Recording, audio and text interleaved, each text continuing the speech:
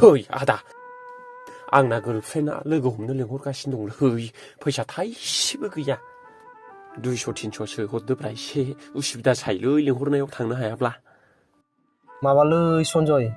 फैसायानो थाइसेबो गैला बे नोमबाजैया सेस लाजोबो दा आंनावबो थाइसेबो गैया है नोंनाव फैसायानो थाखायालै बाजैनाव एसे खायदा बुद्धि खालामनानै एसे बिना लांसैलां थांदो नों नोमबाजैनावनो मोनगोन खोमा नों ओइ बाजै बाजै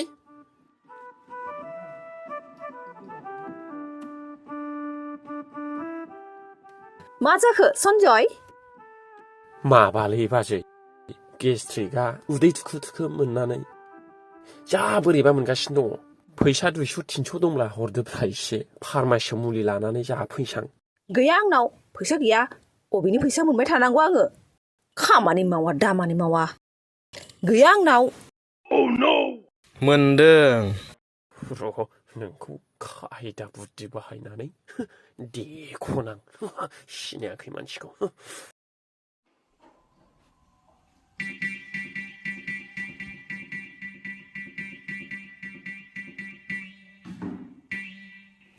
मा जाखो सन्जय है आदा नोंबो फैसाखौ बिबाबो मोना आंबो फैसाखौ बिबाबो मोना औ बाजैखौ एसे खायदा बुद्धि खालामनानै फैसा देख' दिनैल' मा खालामनांगौब्रा नों आथिंखौनो लेंग्रा जाफ्लादो थोद फाग्ला आं हस्पिटालाव लांफ्लानोसैब्रा बाजैनाव फैसा बिनोसै नों आथिं लेंग्रा जाफ्लाबानो जागुबाय साननानै फैसाखौ लं दिहुननानै हरगोन बियो हेद नोंगौ जागोन दा जागोन मोजां लेंग्रा जाफ्लादो नोङो एखेबारे ओरै औ जागोन दा मिथिबाय ओमफ्राय फैसाखौ सानैजों लामायाव राननानै लायलायनोसै ओमफ्राय एसे बेलासियाव फैफिनसै जागोन दा जायो 10,000 हरब्ला 5,000 औ 15,000 हरब्ला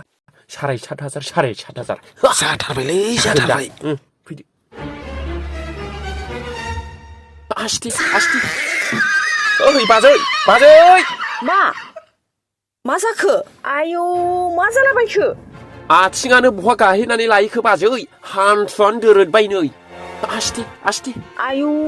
मा जाब्राबो नोङो डाक्टारनाव लांथारनांसिगोन दानो इमारजेन्सि फैसा लायदो बाजै 15,000सो लाबो गोख्रैनो बेन्डेज होनानै लोरिनायखौ बोफ्लावहैनांसिगोन डाक्टारनाव लांथारनांसिगोन फैसा लायदो बाजै फैसा थाब थांथारनांसिगोन र' लायनि आङो आइदै साजोबथारबायलै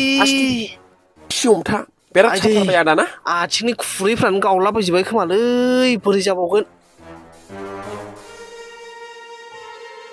नै 10,000 दं बेयाव 10,000 थोनाय नङालै बाजै फार्मासियाव डक्टरनाव लाजिनांगोन 5,000 हरदोलै माबार नै बेयाव 5,000 दङ थु आइदै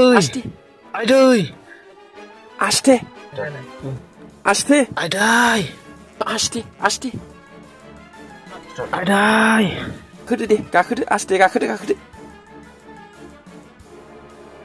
बाजै नों फैथ'आबाबो जासिगोन दे आं थाब लांनानै माबाहैनोसै नों जेबो सिन्था खालामनाङा औ दे मोजाङै लां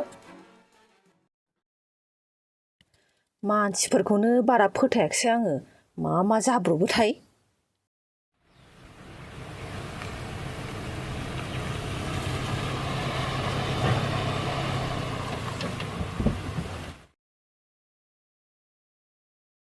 है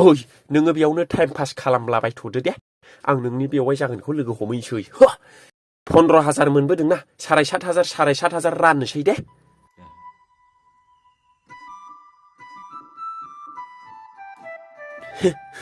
बे 7,500 नोंनि सन्जय नोंनि आइडियावसो मोनबाय आङो नोङो बे गामियावनो टाइम पास खालामथ'दो लोगो दोगो रायलायथ'दो जागोन दे जायै लोङै थाथ'दो ओमफ्राय आं दा फैफिनब्ला लानानै थांफिनसै दे जागोन दे थाथ' दे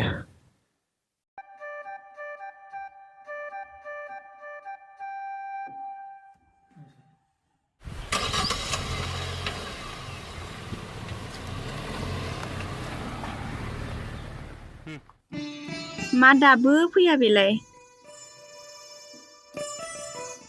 जा नेहोबाय थाखायो सामफ्रामबो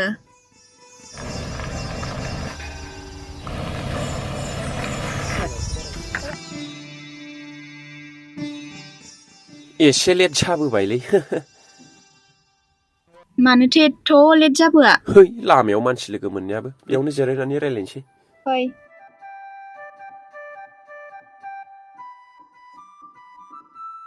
थान्दाथारलै साहा बागाना नोंसोर लागोना हेभि मानसि फैलाबायगोन नामाब्रा गिलायलाङोलै आं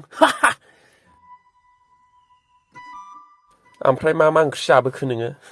नाजों मैथाजोंसोमोन दहाय गुरहैदोंमोन फुङाव नोंलाय गुरनो रोङा रोङा आङो गुरनो सर्बनास जारलालै दानि जुगाव मा ना गुरलायबावनांगौब्रा 10-20 थाखानिनो खथ' बुरजा बुरजा मोनो ना गुरनायफोरखौ ना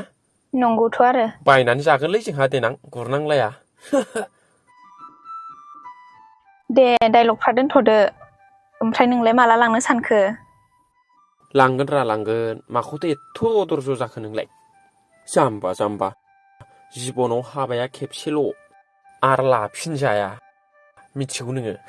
ओंखायनो हाबाखौ गिदिर लानांगौ अमाफोरखौ 20-22 था देहोनानै बेलसाफोरजों हायना होनांगौ हाबायाव जोंनियाव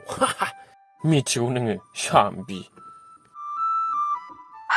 फाग्ला बबे हाबायावथ' बेलसाजोंहाय अमा बेदर हायना होनाय नुफेरखो नोंलाय फाग्ला डाइलगानो जोबा नोंना डाइलग नङालै बिदिनो खालामनांगौ बिदि बुरखाय दोननानै ओमफ्राय उनाव लाङाबासो दा लाङोलै जाम्बि दासो आङो थाखा खामायहोदों एसे थाखा खामायनो होबाव लांथारगोन आंखौ एथ' दुखु होग्रा थगायसुला मानसि सानखो ना माखो नोंलाय जाम्बि हा माथो खामानि मावो नोंलाय खोन्थासाय एसे खोन्थाजायालै उनाव मिथिगोन 2 नाम्बारि खामानिसोदां थोस ओंखायनो खोन्थानो फाग्लि हायाखै होनो 2 नाम्बारि खामानि मावस्लायस्लाय ओरैनो जिरायनानै थागोन आं दाबादियाव सानथाम ओंखाम मोनजायाब्लाबो 2 नाम्बारि खामानि मावनानै जाया आङो मिथिबाय आं हले जेबो मिथिला दे जानाय लोंनाय उन्दुनाय खामानि मावनाय नोंखौल' सानग्रा जाबाय बिसो दा गोसो थोलायनाया जाम्बि बेखौसो दा थ्रुलाब होनो जानाय लोंनाय मावनाय दांनाय फरायनाय लिरनाय जेरावबो गोसो थोनायखौसो दा थ्रुलाब होनो आंबो बिदिनो जायोरा आङो गासिबो खोथाखौ नोंजोंनो सानजोबखाबाय थैजासिम नोंजों रायजो जागोन नोंजोंनो अनलायबाय थागोन मिथिबाय नोङो जेबो सिन्था खालामनाङा मिथिबाय गिनोबो नाङा आं नोंखौ थगायाबो दुखुबो होआ मिथिबाय सोरबाखि गोसो थोनाया थगायनो दुखु होनो गोसो थोयो नामा बेफोरखौ बे आमेरिका लण्डनावसो गोसो थोयो बेखौनो मबाइल टिभि सिडिफ्राव नायनानै सोलोंबाय जोंनावबो आं बिदि नङा आं बर'सो मिथिबाय जिखुनु नोंनि बिमाखौ लानानै गाबोन 3000नि दख'ना बायनानै लायो तामुलपुर बाजाराव दे ओमफ्राय आराम गानदो न' एसे कालार गोनां रं गोनां एट्राक्टिभ कालारखौ बायनानै लादे दे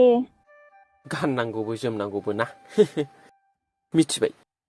थांनोसै थ' दोनैनिसां नोंखौ ससे मबाइला गोलैबाय हनै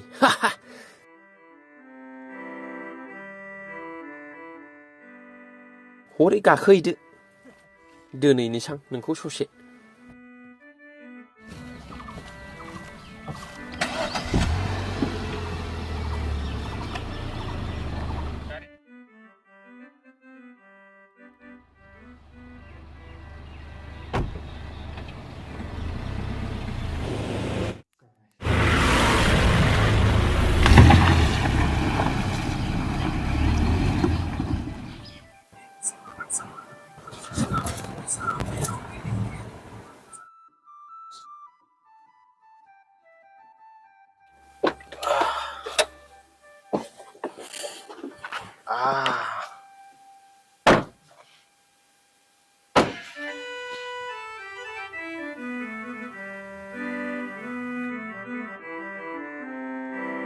ओइ बाजै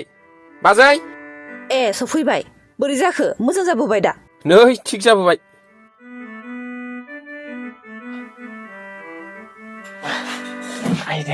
आरो फैसाया आग्लायदों दा आग्लायदोंबा हरफिनदो बाजार जानांगौ दा आग्लायनोनो बाजै फैसाया 15,000ल' हरखानानै फैसा थोयैयाव 5,000 सासे लोगोनाव लाथ'बावनांदोंसो मेसिन लागायनांबाय बोनांबाय इन्जेक्सन थुबाय गासिबो मुलि माबा माबि लायबावनांगौ दा फार्मासियाव अर्डारसो होबावनांदों मुलियानो गैजोबबावा बेखौ नोङो गारियाव माखासे दङ मिथिबाय बे 5,000खौबो गाबोन फुङावनो हैबावनांगौसोनो सानसेल'नो गाबोन नांगौनो गावना मानोबा हाब 15,000आबो थोलायबावाखै आरो नोंबो बुजि बाथ्रा बुङोलै बे आथिं लोरिनानै डक्टरनाव थांनाया 15,000 थोयो सोरबा आंखौसो जादों सानबायरा बियो बाजैया आंखि बिदि मानसि नामा नङा होमबा आदा नोंनि मोखाङावनोथ' आङो डक्टरनाव होजोबदों फार्मासियाव होजोबदोंना दे होमबालाय बे 5,000खौ गाबोन हैफिनदो नोङो